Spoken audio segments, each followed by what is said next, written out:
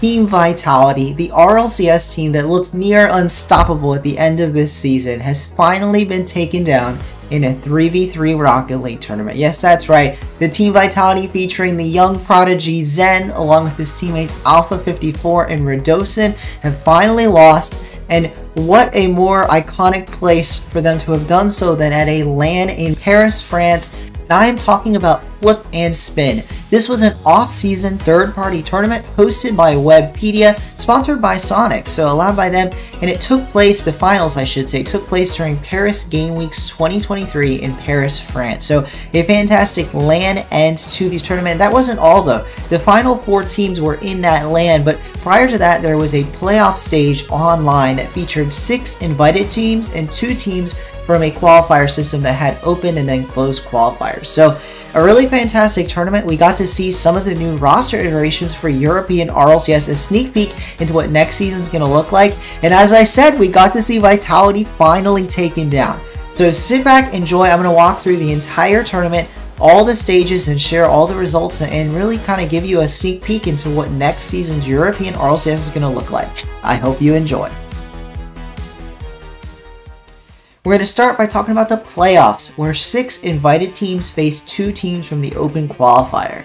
And this was a pretty uneventful stage in just terms of it was a single elimination qualifier, so that just meant that each team played in 1 match. So 4 of the invited teams played amongst each other, and the 2 closed qualifier teams each had to play the top 2 invited seeds. Those invited teams were Team Vitality, Carmine Corps, Oxygen Esports, Moist Esports, Team BDS, and Magnifico, and they faced some pickup squads in Mediterranean Boys and Top Cougars. Now, those top 4 teams, 5 of them were originally invited. The 6th, Magnifico, was actually a replacement. Team Liquid was originally invited, but had to withdraw from the tournament, presumably because they don't have a team right now. The org has lost a couple of their players who are rumored to be moving to different squads, and it remains to be seen if they will be able to field a team. They'll likely sign a team either way. But we'll have to see if they keep any of their original 3 players. The only one that may remain is a Chronic. That said though, these were the invited teams and the 2 qualified teams, and the players on them might interest you. We've had a lot of changes. The only team here that stayed the same from last season was Team Vitality. Alpha 54, Redosin, and Zen have stuck together, but Carmine Corps is a completely new look. We have Vatira playing with Nolly and Rise. Now, this is actually a temporary roster. Nolly is not going to permanently be on the squad. Rise will, but Rise and Vatira are going to be joined by a Tau. Now, that is just a rumor, but the rumor is a Tau. It is likely to be the case, and you'll see a difference in coaches, which is the one change that Vitality did make. Farah is now coaching for Carmine Corps. That was the decision he made. He wanted to move on, and replacing him as coach of Vitality is a legend of the org, Fairy Peak. So a former world champion in his own right. He will be Vitality's coach for the upcoming season, and he was their coach for this event. Moving on, Oxygen Esports picking up one of those Liquid players and moved on, Oski, who will be pairing up with Archie, who remains on Oxygen, and Ixo as well. Their coach also remains Snasky. Moist Esports, another org that made a change. Joyo stays on the team, but he is now joined by Oli and Rezi. Rezi coming on from Hogan Mode, the kind of squad that made a name for themselves right at the end of last season, splitting up here as Rezi joins Moist, and they will continue to be coached by Noah. BDS also made some massive changes. They still have Monkey Moon, who will be headlining the squad, but he is now joined by Exotic from Carmine Corps and Drawley. Now, Drawley is a fascinating name. For anyone that doesn't know, he is now 16, but when he turned 15, he was ineligible for the RLCS because he lived in Morocco. He is a Moroccan. For a large part of his early Rocket League career, when he was younger than 15, he lived in Canada, but his family moved back to Morocco, so he was ineligible for RLCS. Now he's finally on a squad, and it remains to be seen, how good he'll be. He was never hyped to quite the levels of Zen, but he is up there, and I think he's going to be fascinating seeing how far he can go with this new BDS squad. And they will be coached by Casio, so a new coach there. Magnifico, the last of the invited squads, has a familiar name, Atomic, who was on that G1 squad that did not so great at World.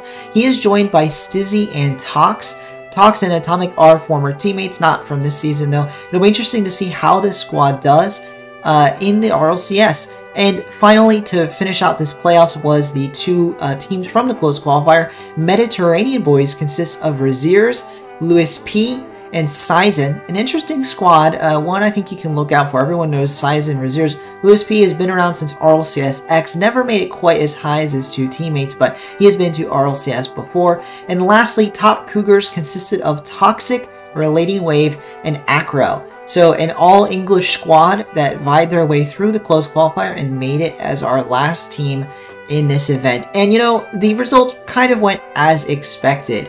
First up was Moist Esports versus Oxygen Esports, and it was a 4-2 victory for Moist Esports. Interestingly, Oxygen won the first 2 games, then Moist called a timeout and won the next 4. All the games were pretty close, mostly 1-goal affairs. The notable, or 2-goal affairs for that matter, but the one exception was that third game after the timeout. Moist slammed Oxygen 5-1, and then they never looked back. I do think this Moist squad is going to be doing better than Oxygen in the upcoming season, but that said, I mean, it's hard to underrate Oski after he did so well in Liquid, and with teammates like Archie and Ixo, you certainly imagine they could be making majors this coming season. Remains to be seen how either of these teams do, but Moist moved on to the LAN portion. They got to attend the LAN in Paris. The next match was Team Vitality versus Top Cougars, and now this went pretty much exactly as you would expect. Vitality won, but it was 4-1, so Top Cougars did manage to sneak out a game. That was game 2. The remaining games went about as expected.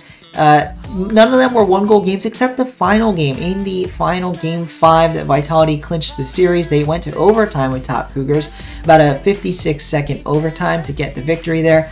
But like I said, pretty much as expected, Vitality, you know, getting through pretty much unscathed. The next matchup, and this was the next day, this tournament went across 3 different days. BDS took on Magnifico in the closest match of the playoffs. It went all the way to Game 7, but it still went as you would expect. Team BDS dispatched Magnifico, but like I said, they took it all the way to Game 7. Magnifico put up quite a fight, including forcing 2 overtimes, one of which they won. All the games were 1 or 2 goal affairs. It was a pretty close battle. The goal differential split by 1 goal. BDS won the series with 1 game, 1 goal better than Magnifico. So quite a close one. I think a lot of it comes down to the inexperience of players like Drowley playing against an experienced RLCS squad. So I think that BDS will continue to improve, and they did qualify for the LAN, which we'll talk about in a moment. The last match of this playoff stage was Karmine Corp versus Mediterranean boys, and that one also went pretty much as you expect. Karmine Corp won 4-1. The only game for Mediterranean boys coming in at game 3, but it was a nice victory for them, 6-2. They kind of ran away with it. And Karmine Corp couldn't get back into it, but the rest of the games went as you expect. Every game won by 2 goals or more by Karmine Corp, and they held Mediterranean boys to only 1 goal aside from that game that Mediterranean boys won. So certainly, you know, not a terrible series from the underdog squad, but they couldn't overcome this Karmine Corp, even though this is a new look Karmine Corp, a temporary Karmine Corp with Nolly. He really showed out, and this team showed up, and they won, moving themselves on to the LAN, and that was kind of what made this such a big deal. You didn't get any money when you didn't make it to the LAN if you lost in this stage. Only the top 4 teams were in the prizing, and the top 4 teams got invited to that LAN portion in Paris. Especially for these French teams like Karmine Corp, it was a massive, important step to make the LAN in Paris, the first Rocket League LAN in Paris that was Psyonix sponsored. So truly a massive event, and it continues. Let's talk now about the finals. So the finals featured those 4 teams: Moist Esports, Team Vitality, Team BDS, and Karmine Corp. Now, first up was Moist versus Vitality, then it would be BDS versus Karmine Corp, and the 2 winners would face off in the grand finals. And again, the matches pretty much went as expected, at least for the semifinals. Team Vitality versus Moist, pretty much as you would expect, 4-2 for Vitality over Moist, and you do expect Moist to get some games there, so not at all that surprising. I think that the most surprising part was that it was relatively close games, 2 overtimes, one of which Moist won, a lot of 1 or 2 goal games. I think that the biggest runaway was that final game. Vitality scored 5 goals to the 3 of Moist, and it looked like a comfortable victory.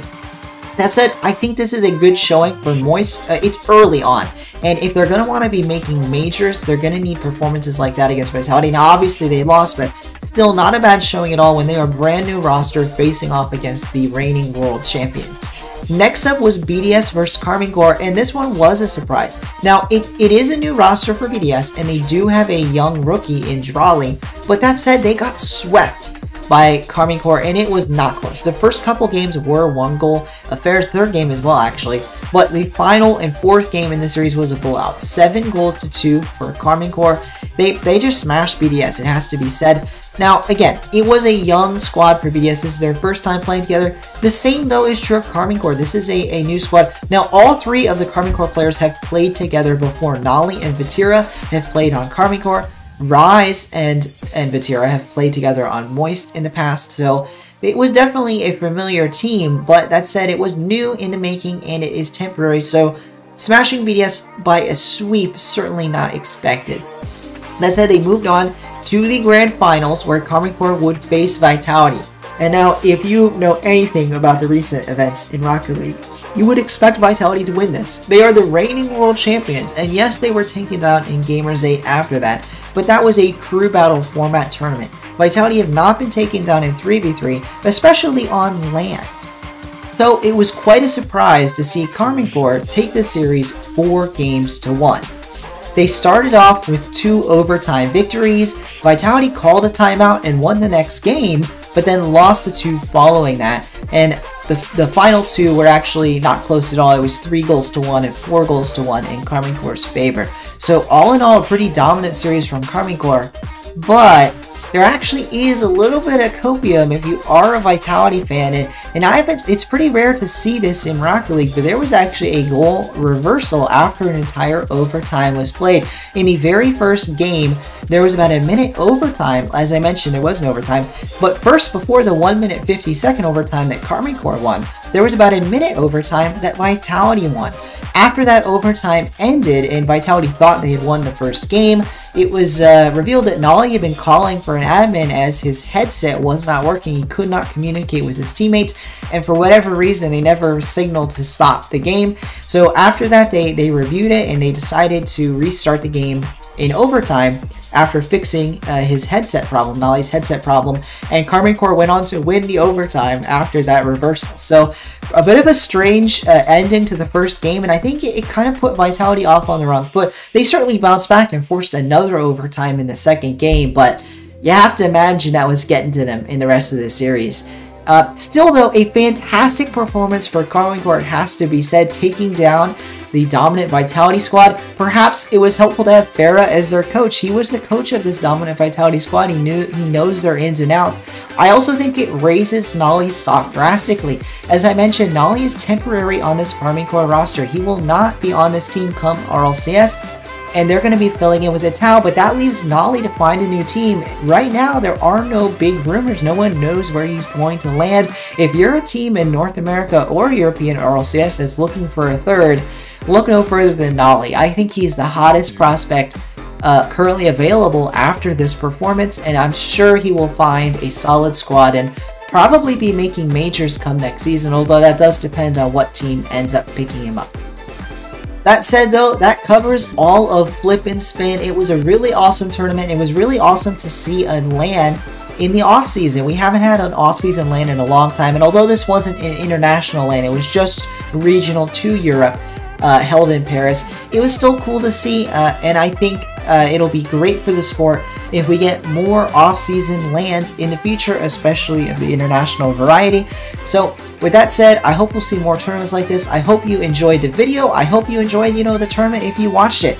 If you did enjoy this video, please consider liking and subscribing. Helps me grow, and it'll help you get notified when I put out new videos. Before you go anywhere, I just want to make an announcement for anyone that didn't see on my community page. I'm going to be hosting a tournament this weekend on November 11th and 12th, as well as the following weekend, the 18th and the 19th. All 4 days will start at 10 a.m. Eastern Time. It's going to be a 1v1 tournament featuring 24 players battling it out for a 12,000 credit prize pool in the style of an RLCS broadcast. You're not going to want to miss it. It's going to be a blast. I hope to see you there. With that, I hope you guys have a great day, and I'll see you guys in the next video.